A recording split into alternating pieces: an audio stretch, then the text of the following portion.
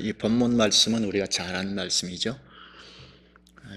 가인과 아벨 두 형제가 갈라서게 된 걸 말하는데, 단지 가인과 아벨이 갈라섰다는 정도가 아니고 가인의 후예들이 인간의 나라, 세상 나라의 역사를 지어가고 아벨의 후예들이 하나님 나라 역사를 지어가는 그 근원지가 오늘 본문입니다.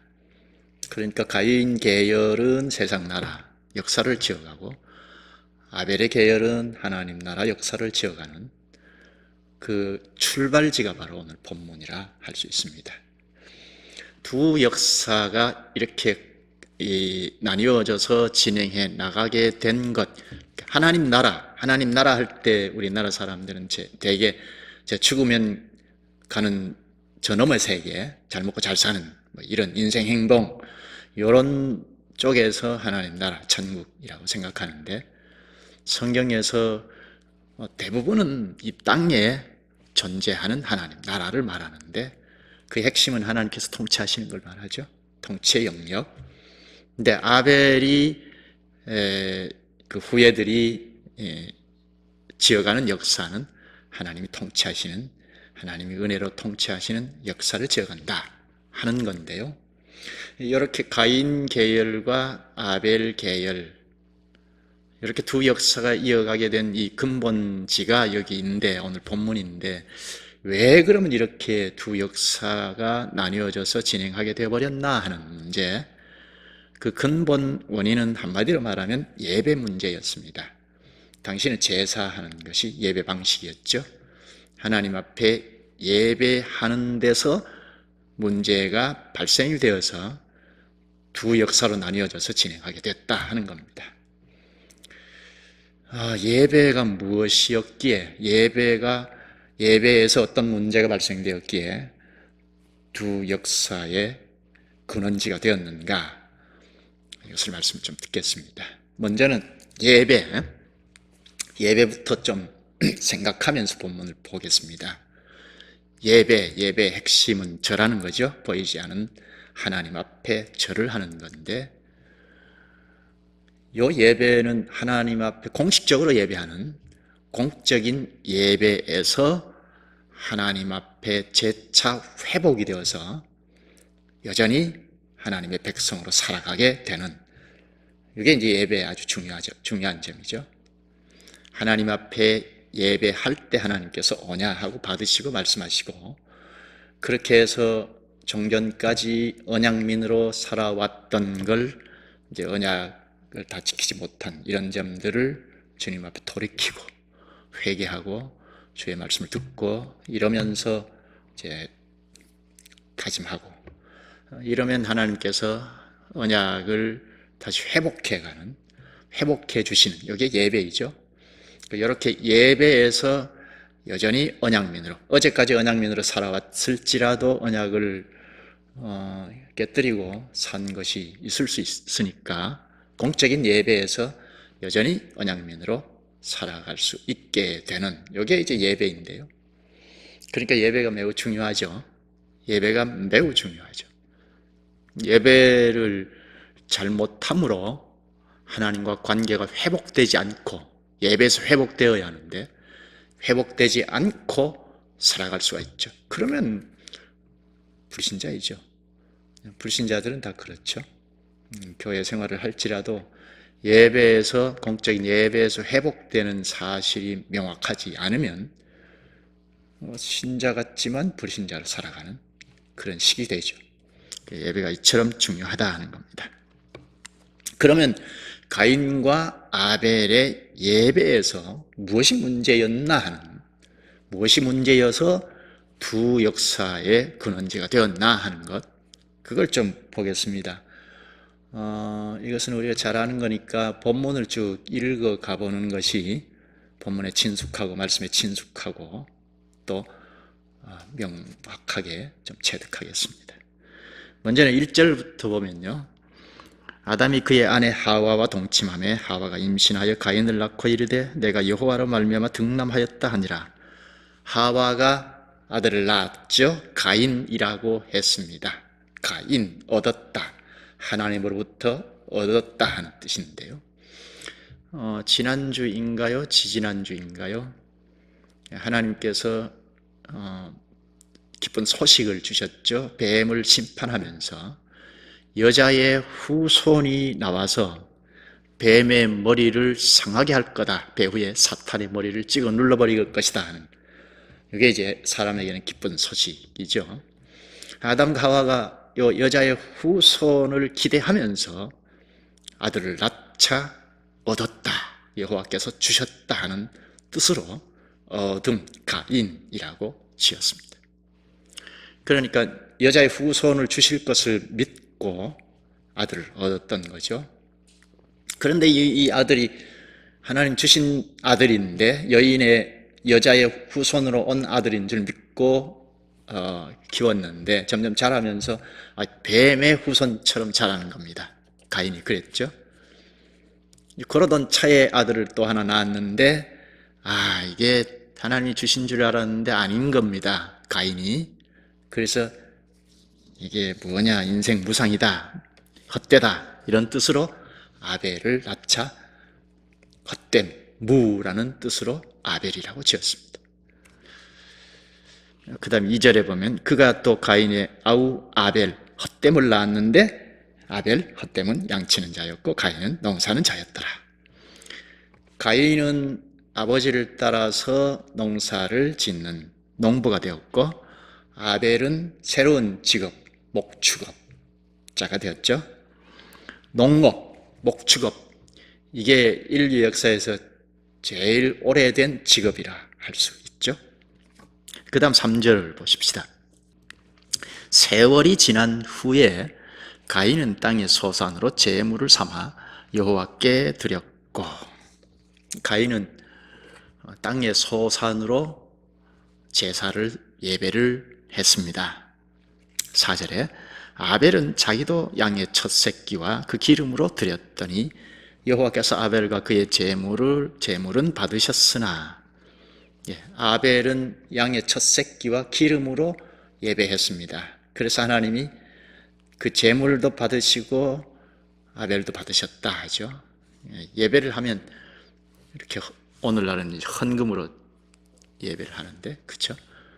현금을 표시해서 하는데 헌금만 받으시는 것이 아니고 예배하는 당사자를 받으신다는 거죠. 5절에 가인과 그의 제물은 받지 아니하신지라 가인이 몹시 분하여 안색이 변하니, 가인과 그의 제물은 받지 않으셨다 하죠. 왜 가인은 받지 않으셨나, 왜 아벨은 받으셨나 하는 것. 가인은 땅의 소산으로 하나님께 바치면서 예배했다고 하고 아벨은 양의 첫 새끼와 기름으로 하나님께 바치면서 예배했다고 하죠. 여기서 뭐 크게 좀 생각할 여지는 별로 없습니다. 간단하게 말하니까. 그런데 양의 아벨이 바치면서 예배한 그 제물이 양의 첫 새끼 그리고 기름으로 드렸다고 하죠. 요 내용을 처음으로 접한 사람들이 애굽에서 종살이 하다가 광야로 나온 사람들이었죠. 모세를 통해서 접하게 되었죠. 이때는 보면 첫 새끼는 첫 열매와 같이, 첫 열매 같으면 그 농산물의 대표의 정신이 있었죠. 첫 새끼니까, 양의 첫 새끼니까 양 전체를 대표하는 거다 할 수 있죠. 그러니까 아벨의 예배를 하나님이 받으셨다 하면서 기록한 것, 알려준 것, 모세가 광야로 나온 이스라엘 백성들에게 알려준, 그러니까 모세가 최초의 예배, 아벨의 예배의 첫 열매, 기름, 이걸 기록했다는 것은 헌금의 정신이 이것이다, 아벨이 알고 했다, 그걸 알리기 위함이죠. 오늘날에도 우리 헌금의 정신이 대표의 정신으로 하죠. 돈을 봉투에 담든지, 또 아주 옛날에는 우리나라에 농사를 지으면 농산물을 담아서 바치면서 예배했는데, 이건 다 대표의 정신으로 예배하는 거죠. 대표의 정신으로 헌금을 하고 예배를 하는 거죠. 그러니까 아벨의 예배가 양의 첫 새끼를 드리면서 예배했다는 것은 소산의 양들이 다 하나님의 거라 하는 정신을 가지고 첫 새끼를 바쳤다는 겁니다. 그리고 기름을 바쳤다 했는데요. 기름도 살찐 짐승, 그러니까 제물 중에 아주 가장 좋은 살이 찐 짐승을 표시하는데요. 아벨이 그런 정신으로 예배했다는 것을 알 수 있습니다. 그러나 가인은 땅의 소산으로 바치면서 예배했다는 정도뿐입니다. 3절에 세월이 지난 후에 가인은 땅의 소산으로 제물을 삼아 여호와께 드렸고, 그리고 하나님이 받았다는 말은 없죠. 아벨은 제물도 아벨도 받았다는 말씀을 하시는데 가인의 제물과 가인은 받았다는 말이 없습니다. 가인이 무엇 때문에 이렇게 예배나 제물을 받지 않으셨는가, 하나님 앞에 무슨 결함이 있었는가, 그건 여기 기록상 볼 수가 없습니다. 예배 절차가 문제가 있었는지 제물이 문제가 있었는지 잘 알 수 없습니다. 아마 제물일까 싶기도 한데요, 그 제물은 농산물로 바쳤으니까 농산물에 첫 열매를 바쳤다든지 뭐 이런 대표의 정신을 말하지 않는 걸 보면 예배 제물에 문제가 있었나 뭐 짐작을 해볼 수 있는데요. 그런데 상대적으로 아벨의 제물은 첫 새끼 또 기름으로 바쳤다 합니다. 상대적으로 조금 달랐다. 그 이상은 잘 알 수 없습니다. 무엇 때문에 예배를 받으시고 안 받으시고 하셨는지 잘 알 수 없는데요. 그런데 이 상황을 신약에 와서 잘 말해 준 곳이 히브리서 11장인데요. 히브리서 11장 4절에 보면 믿음으로 아벨은 가인보다 더 나은 제사를 하나님께 드림으로 의로운 자라 하시는 증거를 얻었으니 하나님이 그 예물에 대하여 증언하심이라. 그가 죽었으나 그 믿음으로써 지금도 말하느니라. 한마디로 말하면 아벨은 믿음으로 예배를 했다 하는 거죠. 믿음으로 예배를 했다. 근데 가인에 대해서는 말이 없습니다. 뭐 믿음으로 했다 아니면 불신으로 했다 그런 말도 없습니다. 믿음으로 아벨은 가인보다 더 나은 제사를 하나님께 드림으로 의로운 자라 하시는 증거를 얻었으니, 하나님이 믿음으로 예배하는 아벨을 보고 의롭다 칭해 주신 거죠. 그 뒤에 그가 죽었으나 그 믿음으로써 지금도 말하느니라. 아벨은 죽었으나 그 믿음으로써 지금도 말하느니라 합니다. 아벨은 죽었으나 지금도 말한다는 겁니다. 그러니까 믿음으로 예배했던 것, 믿음으로 예배한 것, 다른 건 잘 알 수가 없는데, 그러면 삶도 생활도 아벨은 믿음으로 살았다 할 수 있죠. 믿음으로 살아. 그러니까 참 성도의 일생을 말하면 믿음으로 살았다 그렇게 말하죠. 그러니까 장례식에도 보면 이 성도 누구 믿음으로 살았다 이렇게 한마디로 말하잖아요. 그것처럼 아벨도 믿음으로 살았다 그렇게 볼 수 있죠. 그러면 이 믿음이 뭐죠? 믿음이 뭐죠? 마음을 굳게 먹는 것 무엇이죠? 하나님을 믿는다 할 때 하나님을 굳게 믿는 것 맞죠? 근데 하나님이 어떤 분인지 알아야 뭐 굳게 믿든지 하죠. 그러니까 하나님을 믿는다 하면 하나님을 이런 분이군요 하고 알고 믿는 걸 말하죠. 덮어놓고 믿으면 우상이죠. 예수 그리스도를 믿는다, 그리스도는 이런 분이시군요 하고 믿는 걸 말하죠. 그러니까 인지한 것, 그걸 이제 믿는 걸 말하죠. 예배한다 할 때 예배는 이런 거군요, 기도는 이런 것이고 예배 찬송은 이것이고 설교는 이것이고 알고 예배한다 하는 거죠. 그런데 가인에게는 믿음으로라는 말이 없으니까 그냥 했다는 거죠. 예배를 안 한 것이 아니고 하긴 했는데 그냥 했다는 거죠. 오늘로 말하면 그냥 덮어놓고 예배했다는 거죠. 잘 모르고 했다는 거죠. 요한일서 3장 12절을 보면 가인같이 하지 말라. 그는 악한 자에게 속하여 그 아우를 죽였으니 어떤 이유로 죽였으나 자기의 행위는 악하고 그의 아우의 행위는 의로움이라. 가인의 행위가 악하다, 아우 아벨의 행위는 의롭다, 이렇게 나누어지죠. 그러니까 아벨은 믿음으로 예배했는데 가인은 믿음으로라는 말이 없죠. 그러니까 믿음으로 하지 않으면 악하다라고 할 수 있죠.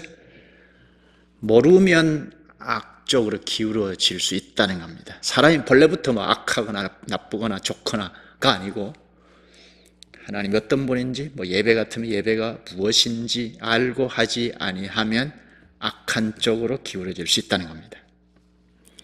가인은 악한 자에게 속하여 그 아우를 죽였으니, 악한 자에게 속하여, 악한 자가 누굴까요? 성경에 보면 마태복음 13장 19절 또 39절 같은 데 보면 악한 자는 마귀라고 합니다. 가인은 뱀의 후손으로 살아온 거죠. 창세기 3장 15절로 근거를 두고 말하면 뱀의 후손, 여자의 후손이 아니고 여자의 후손으로 난 것 같아서 엄마 아빠는 여자의 후손 그렇게 이름을 지었죠. 하나님이 주신 거다, 얻었다 하고 얻음하고 지었는데 자라면서 뱀의 후손에 속하여 자라는 겁니다. 지난번에 말씀과 연결이 되죠. 뱀의 자손, 불신자로, 하나님 백성이 아닌 불신자로 살았다는 겁니다. 그게 뭐냐? 믿음이 없다는 겁니다. 잘 모른다는 겁니다. 에덴 동산에서 살던 아담과 하와가 쫓겨났잖아요. 그러면 얼마나, 자녀를 낳았을 때 얼마나 절실하게 가르쳤을까요? 하나님의 말씀으로 이 우주 만물을 지었고 에덴 동산에 우리가 하나님 나라 천국에서 살다가 선악과를 먹지 말라는 하나님의 말씀을 우습게 여기다가 이렇게 쫓겨났다. 하나님의 은혜로 구원받은 백성으로 살아가는 데는 항상 하나님을 알고 믿고 해야 한다. 뭐 절실히 가르쳤지 않겠어요? 예배는 이렇게 하는 거다 하고 가인을 붙잡고 아주 작심하고 가르쳤을 텐데 하나님의 말씀에 느슨하면 문제가 생긴다, 안 된다, 하나님 말씀이 생명이다, 하나님 말씀이 무기다, 이렇게 가르쳤을 텐데 가인은 뱀의 후손으로 자랐습니다. 말씀에 관심이 없었습니다. 아담과 하와가 소홀했을까? 그렇지는 않은 것 같고 그 에덴 동산에서 천국에서 쫓겨난 것, 말씀을 아주 우습게 생각하다가 쫓겨난 것 생각하면서 아주 사력을 대해서 가르치지 않았겠어요? 그런데 가인은 말씀을 등한히 여겼습니다. 그러니까 믿음이 없었다는 거죠. 예배 후에 가인이 어떤 태도를 보이는지 보십시다. 본문 5절이죠. 가인과 그의 제물은 받지 아니하신지라 가인이 몹시 분하여 안색이 변하니. 하나님의 예배를 안 받으셨어요? 그러면 상식적으로도 아이고 내 예배가 무엇이 문제일까 해야 할 텐데 몹시 분해했고 안색이 변했습니다. 왜 내가 정성을 다 기울여서 예배했는데 왜 안 받아? 뭐 이런 식이 했는지 모르겠습니다. 예배를 왜 안 받으셨지? 큰일 났다 해도 해야 할 텐데 오히려 안색이 변하고 몹시 분개했습니다. 하나님과 상관없는 예배를 하지 않았는가 싶어요. 가인과 그의 제물은 받지 아니하신지라 가인이 몹시 분하여 안색이 변하니. 왜 안 받으셨지 하고 자신을 돌아봐야 할 텐데 그렇지 않았어요. 오늘 우리 현실, 맞닥뜨리는 현실인데 누구를 붙잡고 하나님 예배 받으시더냐? 예배가 뭐냐? 예배 받으시더냐? 잘 몰라. 그게 뭐 중요하냐? 열심히 정성을 다해서 예배하면 되지. 이렇게 반응 보이는 사람 많잖아요. 상당히 많아요. 예배 절차가 뭐냐 알고 해야 하지 않냐 하면 무슨 소리냐 하고 심지어 분개하기도 하고, 이게 우리 현실이에요. 가인이 그런 형식이었죠.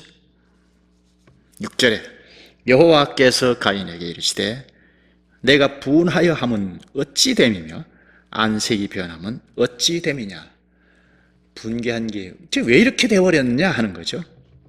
7절 내가 선을 행하면 어찌 낯을 들지 못하겠느냐. 선을 행하지 아니하면 죄가 문에 엎드려 있느니라. 죄가 너를 원하나 너는 죄를 다스릴지니라. 선을 행하지 아니하면 죄가 문에 엎드려 있다 합니다. 죄가 문에 엎드려 있다. 뭐 이런 식이겠죠. 이렇게 엎드려서 이렇게 기회만 보는, 죄가 그렇다는 겁니다. 잠복하고 이렇게 도사리고 있다는 겁니다. 그래서 선을 행하지 아니하면 죄가 딱 나타나서 죄를 짓게 하는. 그러니까 너는 죄를 다스려라 하죠. 죄가 너를 원하나 너는 죄를 다스릴지니라. 죄는 문 앞에서 이렇게 기회만 보고 있는 것처럼 엎드려 있는데 그걸 다스려라. 그리고 선을 행하라 합니다. 자, 가인은 어떻게 하는가 볼까요? 8절 가인이 그의 아우 아벨에게 말하고 그들이 들에 있을 때 가인이 그의 아우 아벨을 쳐 죽이니라. 하나님이 너 큰일 났다 하고 죄가 내 앞에 이렇게 도사리고 기회를 보고 있다, 죄를 다스려라 했는데도 아랑곳하지 않고 아벨을 불러내어서 죽였습니다. 세 번역을 보면요, 가인이 아벨에게 우리 들로 나가자 했다는데요, 그렇게 해서 들판에서 아벨을 죽였습니다. 하나님께서 일러주신 거 아무 소용이 없었습니다. 9절을 볼까요? 여호와께서 가인에게 이르시되 내 아우 아벨이 어디 있느냐. 그가 이르되 내가 알지 못하나이다. 내가 내 아우를 지키는 자니이까. 아벨이 어디 있느냐? 하나님이 찾아오신 거잖아요. 이건 하나님이 기회를 주시는 거죠. 돌이킬 기회를 주는 겁니다. 그런데 가인은 내가 알지 못하나이다. 내 아우를 지키는 자니이까. 오만함이 극에 달합니다. 두려워하지 않습니다. 그래서 하나님이 그런 가인에게 10절에 이르시되 내가 무엇을 하였느냐. 내 아우의 핏소리가 땅에서부터 내게 호소하느니라. 여기 말씀이 참, 아벨이 피를 흘리면서 죽었잖아요. 피 흘리면서 죽었는데 아마 죽으면서 호소했을 겁니다. 왜 이렇게 죽어야 하는지 하나님이 공의롭게 심판해달라, 뭐 이렇게 호소했지 않았겠어요? 그걸 하나님 들으셨다고 하죠. 내 아우의 핏소리가 땅에서부터 내게 호소하느니라. 아마 이 소리를 들은 가인은 소스라치게 놀라도 놀라야 하죠. 아니, 아벨을 그냥 감쪽같이 죽이면 끝나는 줄 알았는데 아벨의 핏소리가 호소가 되어서 하나님께서 들으셨다 합니다. 피를 흘리면서 아벨이 호소했을 겁니다. 그래서 하나님이 들으셨다는 겁니다. 야 이놈아, 내가 다 들었다. 아벨이 하는 호소를 내가 다 들었다. 그럼 가인은 이제 아유 죽었다. 이제 큰일 났다. 그 자리에서 회개해도 시원찮을 판인데 결국 하나님께서 심판하시는데요. 11절을 보십시다. 땅이 그 이불을 벌려 내 손에서부터 내 아우의 피를 받았은즉 내가 땅에서 저주를 받으리니. 아벨이 죽을 때 피를 흘려서 땅으로 흘렀죠. 땅에 떨어졌죠. 땅이 그 피를 받았다는 거죠. 그 때문에 내가 땅에서 저주를 받으리니 합니다. 땅에서 저주한다 합니다. 12절에 내가 밭을 갈아도 땅이 다시는 그 효력을 내게 주지 아니할 것이요 너는 땅에서 피하며 유리하는 자가 되리라. 땅이 전과 같지 않습니다. 농사를 지어도 소출이 없습니다. 그러니까 땅이 농사를 지어도 소출이 없으니까 옮겨 다닐 수밖에 없죠. 그래서 12절 끝에 너는 땅에서 피하며 유리하는 자가 되리라. 유리한다, 또 돌아다닌다는 겁니다. 어디 정착해서 살지 못합니다. 농사 짓는 사람이니까 정착해서 살아야 하잖아요. 그런데 소득이 안 되니까, 소득이 없으니까 자꾸 옮겨 다니고 또 돌아다닙니다. 방황자가 됩니다. 13절에 가인이 여호와께 아뢰되 내 짐을 내 죄짐을 지기가 너무 무거우니이다. 형벌이, 하나님의 형벌이 너무 무겁다고 호소합니다. 하나님께서 가인에게 임한 형벌이 3-4가지가 되죠. 여기 농사를 지어도 소출이 없다는 것, 그리고 저 앞에 7절인가 보면 주님의 얼굴, 주님의 낯을 볼 수가 없다는 것, 볼 수 없죠. 얼굴을 볼 수 없다는 것, 하나님의 얼굴을 못 보면 어둠이죠. 결국 사망인데. 그리고 떠돌이 생활을 한다는 것, 유리하는 자가 되리라 했죠. 그리고 14절 끝에 보면 만나는 자마다 나를 죽이겠나이다. 사람이 두렵다는 거죠. 이게 하나님께서 가인에게 내리신 형벌입니다. 근데 아주 심각한 형벌은 하나님의 얼굴을 볼 수 없다는 거죠. 그러면 하나님의 얼굴을 못 보면 어둠이죠. 빛을 받아서 살아야 하는데, 그래야 생명의 길을 갈 수 있는데 얼굴을 피해야 하니까 어둠이죠. 결국 사망입니다. 가인은 이제 고향을 떠날 수밖에 없습니다. 하나님이 쫓아내신 겁니다. 그나마 살고 있던 정착지에서 쫓아내셨습니다. 하나님을 볼 수 없게 되었습니다. 그럴지라도 하나님께서는 가인을 지켜주십니다. 15절이죠. 여호와께서 그에게 이르시되 그렇지 아니하다.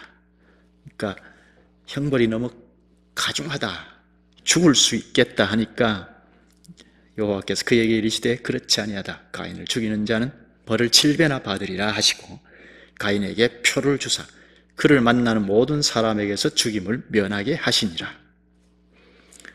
형벌은 내리셨으나 보호하시겠다, 지키시겠다 하시죠. 약속을 하시는데요, 표를 주시면서 약속하시죠. 요 표를 보이면 누가 너를 함부로 죽일 수 없다 하죠. 그 표가 뭔지는 잘 모르겠습니다.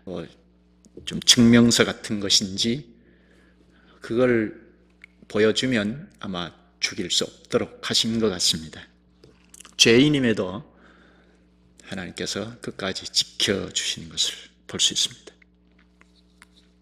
오늘 말씀에서 가인으로부터 자손들이 이어지는 역사가 인간의 나라, 세상 나라이고, 아벨로부터 그 후손들이 이어지는, 아벨 대신에 셋을 하나님이 주셨는데 셋으로부터 이어지는 자손들이 역사가 하나님 나라 역사이다. 그 근원이 오늘 본문이라는 것을 봤습니다.